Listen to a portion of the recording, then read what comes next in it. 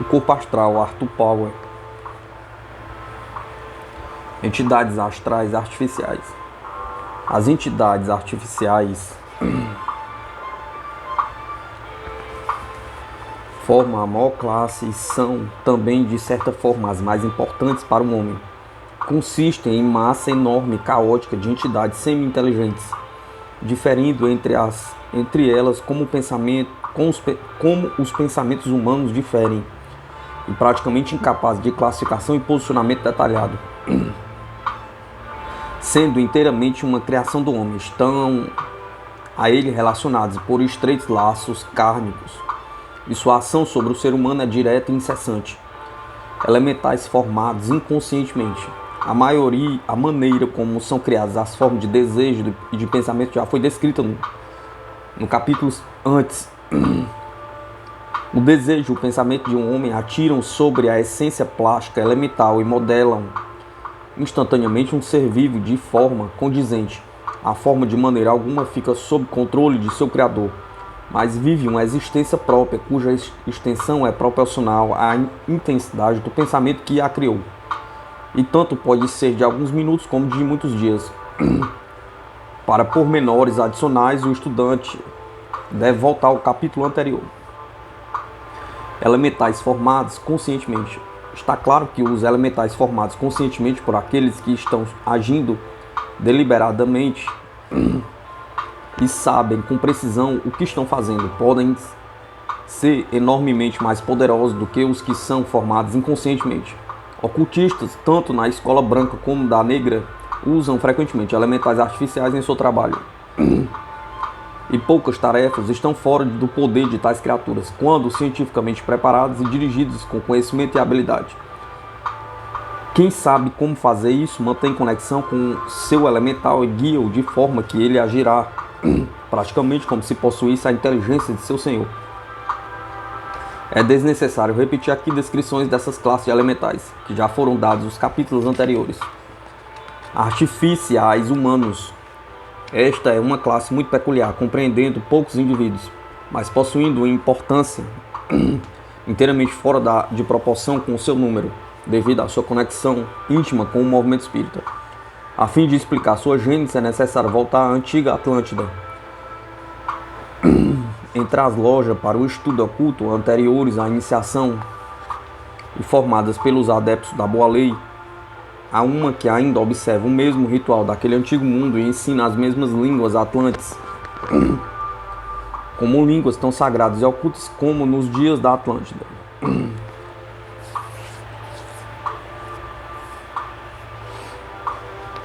Os mestres dessa loja não estão no nível dos adeptos, e a loja não faz parte diretamente da Irmandade dos Himalaias.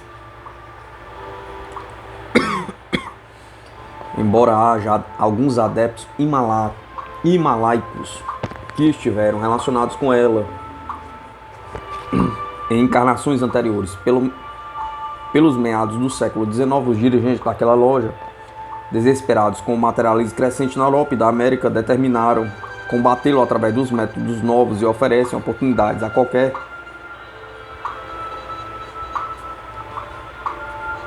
homem sensato para que pudesse ter provas de uma existência separada do corpo físico. O movimento assim instalado se desenvolveu na vasta rede do espiritismo moderno, cujos aderentes se contam aos milhões, sejam quais forem os resultados que se possam ter seguido. É indiscutível que, por meio do espiritismo, uma grande quantidade de pessoas adquiriram crença em pelo menos alguma espécie de vida futura. E essa é uma conquista magnífica, embora alguns pensem que foi conseguida a um custo demasiado alto. O método adotado foi tomar alguma pessoa comum, depois da morte, despertá-la completamente no plano astral, instruí-la até certo ponto, quanto aos poderes e possibilidades que lhe pertenciam, e então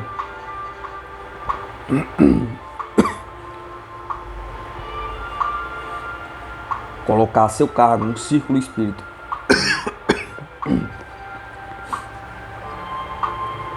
Ela, por sua vez, desenvolveu, dentro das mesmas linhas, outras personalidades falecidas e todas agiram sobre os que frequentavam suas sessões, desenvolvendo-os como médios, Os líderes do movimento, sem dúvida alguma, manifestavam-se ocasionalmente sob forma astral, naqueles círculos, mas na maioria dos casos apenas dirigiam e guiavam conforme consideravam necessário. Pouco se duvida de que o movimento cresceu tanto que depressa foi além do seu controle. Por muitos dos desenvolvimentos posteriores, portanto, só podem ser tomados como indiretamente responsáveis. A intensificação da vida astral, dos controles que tomaram os círculos a seu cargo, retardou claramente seu progresso natural e, embora aquilo fosse tomado como integral compensação para tal perda através do resultado do bom karma trazido pelo fato de conduzir outros à verdade, depressa se soube que era impossível fazer uso do espiritismo, do espírito guia por qualquer espaço de tempo sem lhe causar sério e permanente dano. Em alguns casos, tais guias foram retirados, substituídos por outros. Em outros casos, contudo, foi considerado indesejável fazer tal mudança, e então um notável expediente foi anotado, dando início a uma curiosa classe de criaturas chamadas artificiais humanos. Deixou-se que os princípios superiores continuassem sua lenta evolução ao mundo celestial, mas a sombra a que nos referimos antes, que havia ficado atrás, foi tomada, sustentada e manipulada de forma a continuar a aparecer num círculo tal como antes. De início, isso parece ter sido feito por membros da loja, mas finalmente se decidiu que a pessoa falecida que tinha sido apontada para suceder a um antigo espírito guia ainda fosse, mas tomasse posse da sombra deste último, sombra ou cascão, e simplesmente usasse sua aparência. A isso que se chama uma entidade humana artificial. Em alguns casos, mais do que uma modificação parece ter sido feita sem levantar suspeitas, mas por outro lado, algumas investigações do espiritismo observaram que depois de um tempo considerável, as modificações apareceram subitamente nas maneiras e nas disposições do espírito. Nenhum dos membros da Irmandade do Himalaia jamais empreendeu a formação de uma entidade artificial desse tipo, embora não pudesse interferir com ninguém que se julgasse no direito de tomar tal resolução. Além da decepção envolvida, um ponto fraco no arranjo é que outras lojas que não a original podem adotar o plano, e nada poderá impedir que magos negros se supram de espíritos comunicantes, como aliás sabem tem feito. Espiritismo. A palavra espiritismo está sendo usada atualmente para denotar comunicações de muitas maneiras diferentes com o mundo astral através de um médium. A origem e a história do movimento espírita já foram descritas no capítulo anterior. O mecanismo etérico que torna possível os fenômenos espíritas foram amplamente descritos em O Duplo Etérico, obra a qual remetemos o estudante. Resta-nos agora considerar o valor, se algum existe, desse método de comunicação com o mundo invisível e a natureza das fontes através da qual essa comunicação pode vir. Nos dias iniciais da Sociedade Teosófica, Blavatsky escreveu com grande veemência sobre a questão do espiritismo, dando grande ênfase à incerteza de tudo aquilo e à preponderância das aparências de personalidade sobre as personalidades verdadeiras.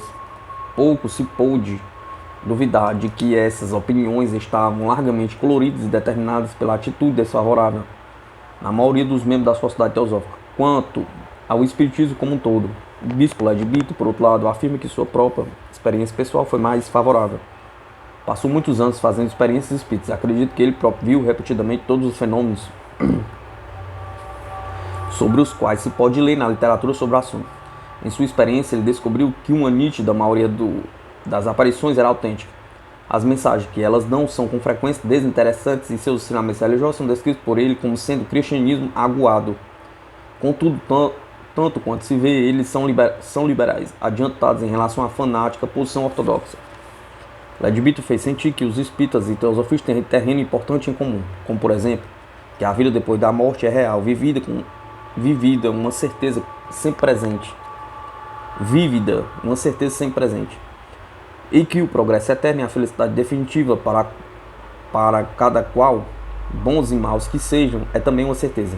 Esses dois itens são de tão tremenda e suprema importância, constitui tão imenso avanço sobre a posição ortodoxa comum, que parece lamentável que os espíritas e teósofos não possam unir as mãos sobre esses amplos pontos e concordar, pelo tempo presente, em diferir quanto a pontos menores. até que o mundo, pelo menos, se converta a essa porção da verdade. Em tal trabalho, há amplo espaço para os dois corpos de investigadores da verdade. Os que desejam ver os fenômenos e os que em nada podem acreditar sem demonstração ocular e não gravitar naturalmente em direção do espiritismo. Por outro lado, os que desejam mais filosofia do que o espiritismo atualmente fornece irão voltar-se naturalmente para a teosofia. Ambos os movimentos atraem mentes liberais e abertas, mas diferentes espécies de tais mentes. Contudo, a harmonia e a concórdia entre os dois movimentos parecem desejáveis em vista dos grandes fins que estão em jogo. Devemos dizer, para crédito do espiritismo, que ele alcançou o propósito.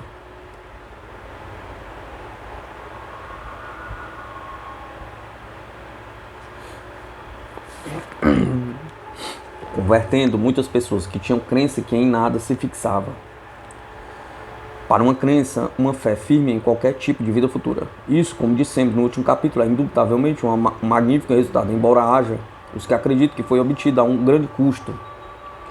Não há dúvida de que há perigo no espiritismo para as naturezas emocionais, nervosas e facilmente influenciáveis, e é sensato não levar as investigações longe demais, por motivos que a esta altura já devem ser óbvias para o estudante.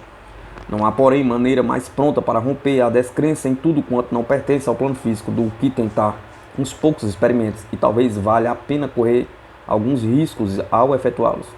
Leadbeater honestamente afirma que, a despeito da fraude e decepção que indubitavelmente tem ocorrido em alguns casos, há grandes verdades dentro do espiritismo. Verdades que podem ser descobertas por quem quer que deseje devotar o tempo requerido e também a paciência necessária às suas investigações. Naturalmente, uma literatura crescente sobre o assunto. Além disso, bom trabalho similar ao que é feito pelos auxiliares invisíveis foi feito às vezes através de um médium ou de alguém presente às sessões. Assim, embora o espiritismo tenha com demasiada frequência detido almas que, a não ser por isso, teriam conseguido uma rápida liberação,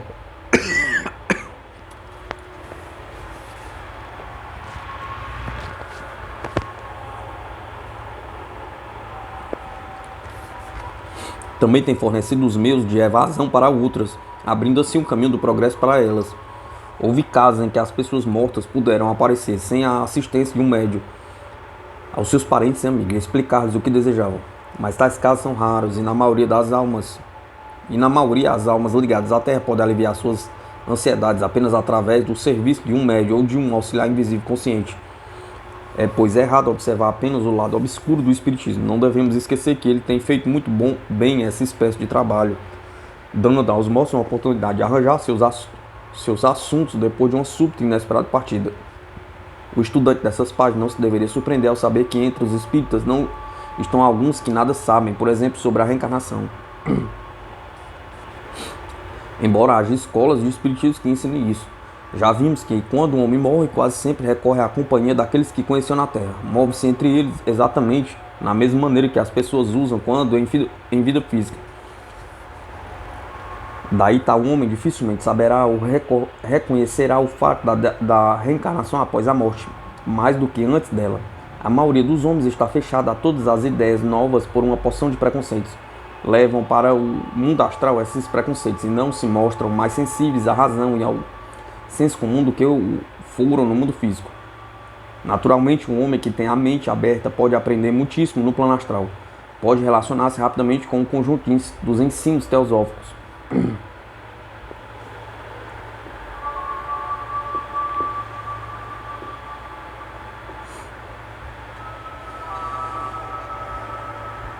E há homens mortos que fazem isso.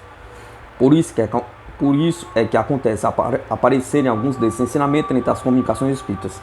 Devemos também ter em mente que há um espiritismo mais alto, do qual o público nada sabe e que jamais publica relatórios de seus resultados. Os melhores círculos são estritamente particulares, restringidos a um pequeno número de frequentadores. Em tais círculos, as mesmas pessoas se encontram sempre e ninguém de fora é jamais admitido para evitar qualquer modificação no magnetismo. As condições estipuladas são assim singularmente perfeitas e os resultados obtidos mostram-se muitas vezes do mais surpreendente caráter. Com frequência, os chamados mortos são uma parte tão comum da vida diária da família como os vivos. O lado oculto de tais sessões é magnificente. As formas de pensamento que as rodeiam são boas e calculadas para elevar o nível mental e o espiritual do distrito em que trabalham.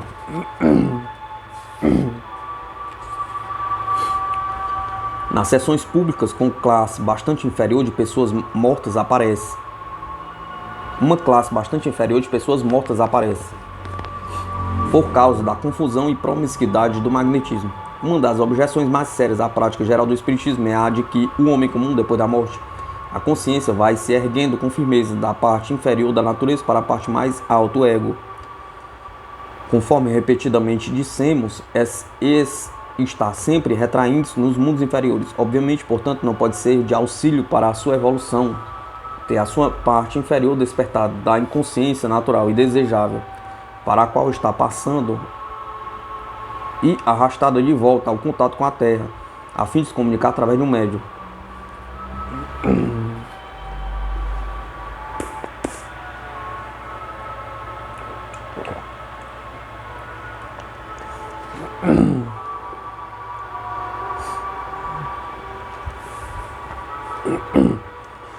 Assim é uma bondade cruel trazer de novo para a esfera terrestre alguém cujas manas inferior ainda anseia pelas satisfações câmicas ou desejos, porque isso retarda sua evolução, interrompe o que devia ser um progresso bem ordenado. O período em cama louca é assim alongado, o corpo astral é alimentado e seu domínio sobre o ego é mantido. Com isso, a libertação da alma é retardada. A andorinha imortal sendo ainda mantida pelo fisco da terra. Especialmente em caso de suicídio ou mortes súbitas, é muitíssimo indesejável reacordar a tríshna ou o desejo da existência sensível.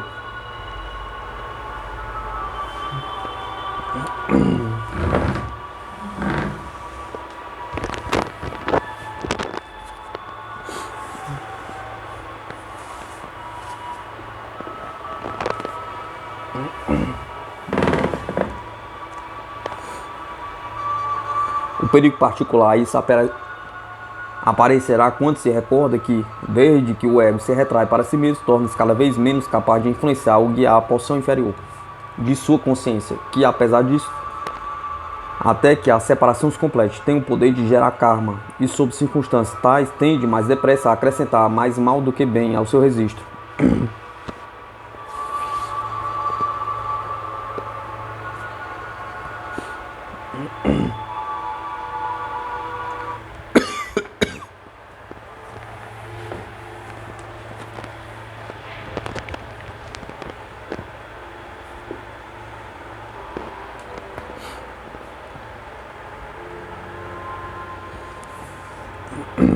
Além disso, as pessoas que levaram uma vida má estão cheias de anseios pela vida terrena, que deixarem pelos deleites animais que já não podem fruir diretamente, inclinam-se a se reunir em torno de médios ou de sensitivos, utilizando-os para sua própria satisfação.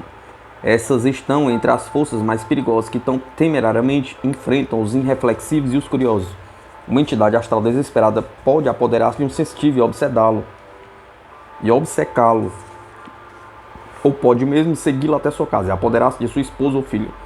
Houve muito desses casos e habitualmente é quase impossível alguém livrar-se de tão obsessora entidade. Já vimos que o desgosto apaixonado e os desejos dos amigos da Terra tendem a induzir as entidades falecidas a descerem novamente para a esfera da Terra, causando assim agudo sofrimento aos mortos, bem como interferindo no curso normal da evolução.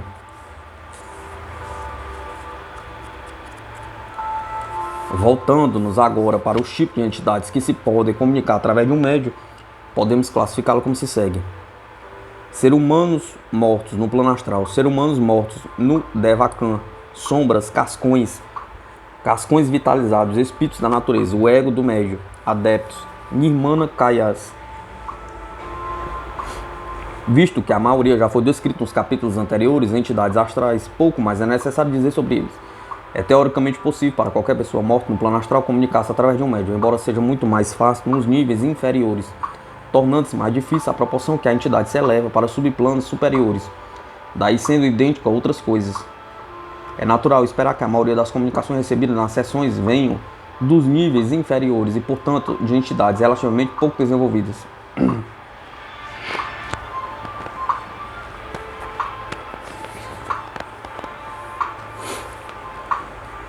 O estudante recordará, pelo que já foi dito, que os suicidas e outras vítimas da morte súbita, inclusive os criminosos executados, têm sido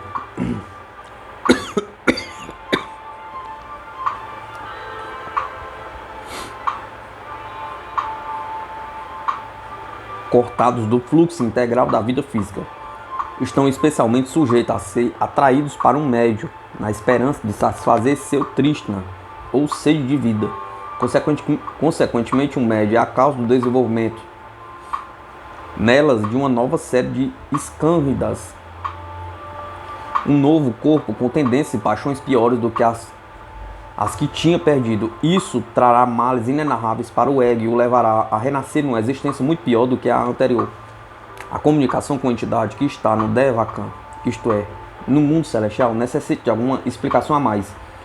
Quando um sensitivo ou médio é de natureza pura e elevada, seu ego liberto pode erguer-se até o plano devânico e ali fazer contato com a entidade que está no Devakan. Tem-se com frequência a impressão de que a entidade no Devakan veio ter com o médio, mas na verdade é exatamente o contrário. É o ego do médio que se eleva ao nível da entidade no Devakan.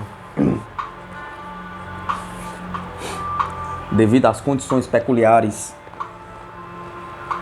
de consciência das entidades no Devakan, das quais não podem tratar esse livro, as mensagens assim obtidas não podem ser inteiramente aceitas como verdadeiras. No máximo, o médium sensitivo pode saber, ver e sentir apenas o que aquela entidade do Devakan sabe, vê e sente.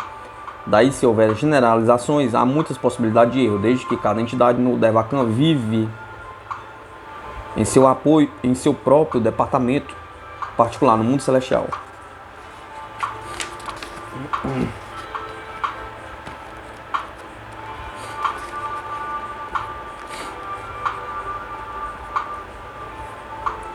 Além dessa fonte de erros, embora os pensamentos, o conhecimento e os sentimentos da entidade devacânica formem a substância, é possível que a própria personalidade do médium e suas ideias pré-existentes rejam a forma de comunicação. Uma sombra pode frequentemente aparecer e comunicar-se nas sessões, tomando a aparência exata da entidade falecida, possuindo sua memória, idiosincrasias, etc., sendo com frequência tomada a própria entidade. Embora esta não esteja consciente de qualquer representação, não passa na realidade de um punhado das qualidades inferiores da entidade. Um cascão também se parece exatamente com a entidade falecida, embora não seja mais do que um cadáver astral da entidade, já não existindo ali cada partícula da mente, chegando ao alcance da aura do médium. Ela pode ser galvanizada por alguns momentos numa caricatura da entidade real. Tais fantasmas são desprovidos de consciência, não têm bons impulsos, tendem para a desintegração e, consequentemente, só podem trabalhar para o mal. Seja que os vejamos como prolongado sua vitalidade, vampirizando nas sessões, ou poluindo o médium e os frequentadores com conexões astrais de um tipo completamente indesejável. Um cascão vitalizado pode também comunicar-se por intermediário de um médium. Conforme vimos, ele consiste em um cadáver astral animado por um elemental artificial e é sempre malevolente. Constitui, obviamente, uma fonte de grande perigo para as sessões espíritas. Suicidas, sombras e cascões vitalizados, sendo vampiros menores, sugam a vitalidade dos seres humanos que podem influenciar. Daí, tanto o médium como o frequentador se sentirem com frequência fracos e exaustos após uma sessão física.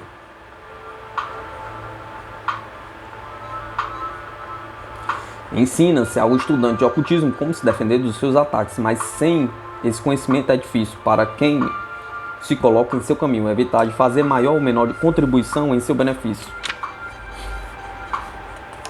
E o uso de sombras e cascões nas sessões, que faz com que se tornem mescladas de esterilidade intelectual tantas comunicações espíritas.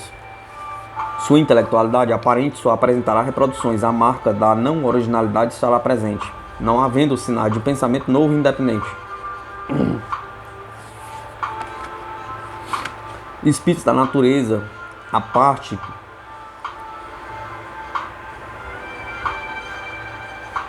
que essas criaturas com tanta frequência assumem nas sessões que já foi descrito anteriormente.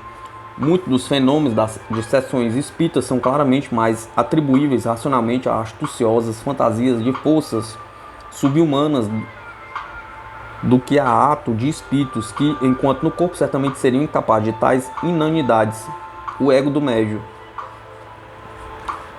Se o médium é puro, lutando ansiosamente pela luz, tal aspiração chega a pô-lo em contato com sua natureza superior e descer a luz da corrente superior, que ilumina a consciência inferior.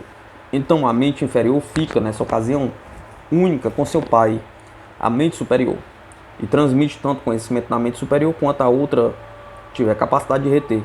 Assim, algumas comunicações através de um médium podem vir do próprio ego superior desse médium.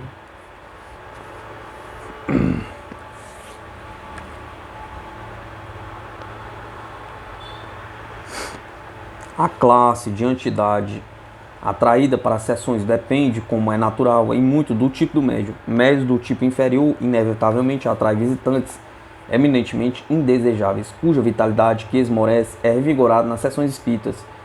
E isso não é tudo. Se em tais sessões estiver presente um homem ou uma mulher cujo desenvolvimento também seja baixo, o fantasma será atraído para essa pessoa e pode apegar-se a ela, instalando assim correntes entre o corpo astral que a pessoa vive e o corpo astral moribundo da pessoa morta, o que vem a ter resultados deploráveis. Um adepto ou mestre com frequência se comunica com seus discípulos sem usar os métodos comuns de comunicação. Se um médium for discípulo de um mestre, é possível que a mensagem proveniente dele venha a ser tomada como proveniente de um espírito comum. Um nirmana kaya é alguém que se aperfeiçoou, que pôs de parte seu corpo físico, mas reteve outros princípios inferiores, permanecendo em contato com a Terra apenas para ajudar a evolução da humanidade. Essas grandes entidades podem e algumas vezes o fazem comunicar-se através de um médium, mas só se este último for de natureza pura e elevada. Isso, porém, só se dá raramente, a não ser que um homem tenha ampla experiência de mediunidade. Achará difícil acreditar quantas são as pessoas comuns no plano astral que ardem no desejo de se apresentarem como grandes mestres do mundo.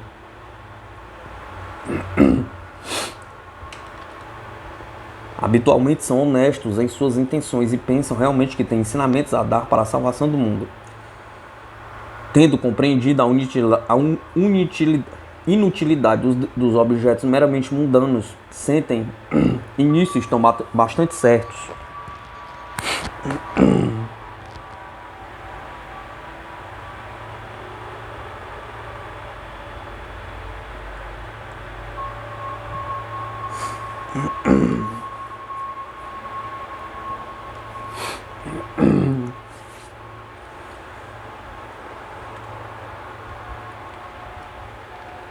Que se pudesse influir na humanidade com as suas próprias ideias, o mundo inteiro se tornaria imediatamente um lugar muito diferente, lisonjeando o médium com a ideia de que ele é o único medianeiro para algum ensinamento transcendente e exclusivo, e tendo recusado modestamente qualquer grandeza para si próprio. Uma dessas entidades comunicadoras é tomada muitas vezes por um arcanjo, no mínimo, ou ainda por alguma manifestação mais direta da deidade entre os frequentadores das sessões.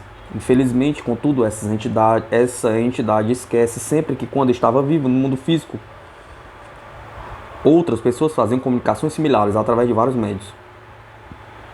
E que então ela não dava a essas pessoas a menor atenção. Não compreende que outros também, ainda engolfados nos assuntos do mundo, não lhe dão a maior atenção e não se deixaram impressionar pelas suas declarações. Às vezes, tais entidades assumem alguns nomes notáveis, como o de George Washington, Júlio César ou o Arcanjo Miguel, pelo perdoável motivo de que seus ensinamentos terão mais oportunidade de ser aceitos do que se viesse de um simples João da Silva ou Tomás dos Santos. Às vezes também uma dessas entidades, vendo a mente dos outros cheia de reverência pelos mestres, tomará a personalidade desses mesmos mestres, a fim de impor mais facilmente a aceitação das ideias que deseja difundir. Há ainda as que tentam prejudicar o trabalho do mestre tomando sua forma e influenciando seu discípulo. Embora tenham possibilidade de conseguir uma aparência física quase perfeita, é-lhes inteiramente impossível imitar o corpo causal do mestre e, consequentemente, quem possui visão causal jamais será iludido por essas representações de personalidade.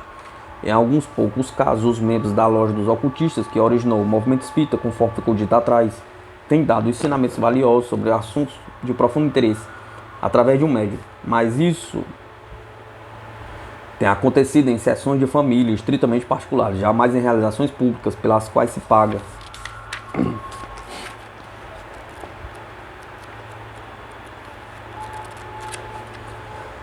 A voz do silêncio exorta sabiamente: não busqueis teu guru nas regiões maiávicas. Nenhum ensinamento vindo de preceptor autoproclamado do plano astral deve ser cegamente aceito. Todas as comunicações e conselhos que dali vêm devem ser recebidos exatamente como se recebe conselhos similares provenientes no mundo físico. Os ensinamentos devem ser tomados pelo que valem, depois de examinados pela consciência e pelo intelecto. Um homem não é mais infalível porque lhe acontece estar morto do que era quando fisicamente vivo.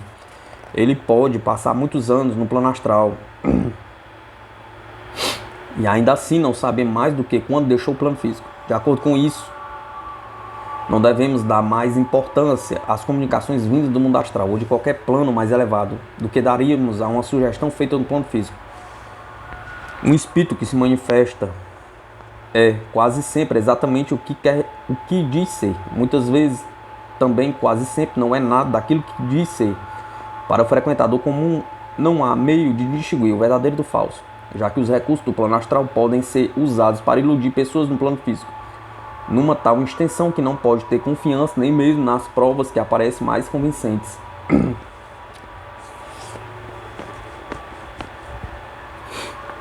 Nem por um momento estamos negando que comunicações importantes têm sido feitas em sessões por entidades autênticas, mas o que dissemos é ser praticamente impossível para um frequentador comum ter bastante certeza de que não está sendo enganado em meia dúzia de maneiras diferentes. Do que ficou dito acima, veremos como são variadas as fontes através das quais as comunicações vindas do mundo astral podem ser recebidas. Conforme disse Blavatsky, a variedade das causas dos fenômenos é grande. É preciso ser um adepto e realmente olhar para elas, examinar o que transpira a fim de estarmos em condições de explicar cada caso quanto ao que ela traz subjacente. Contemplando o que foi dito acima, podemos dizer que o que a pessoa mediana pode fazer no plano astral depois da morte também pode fazer na vida física. Comunicações podem ser obtidas mais facilmente através da escrita.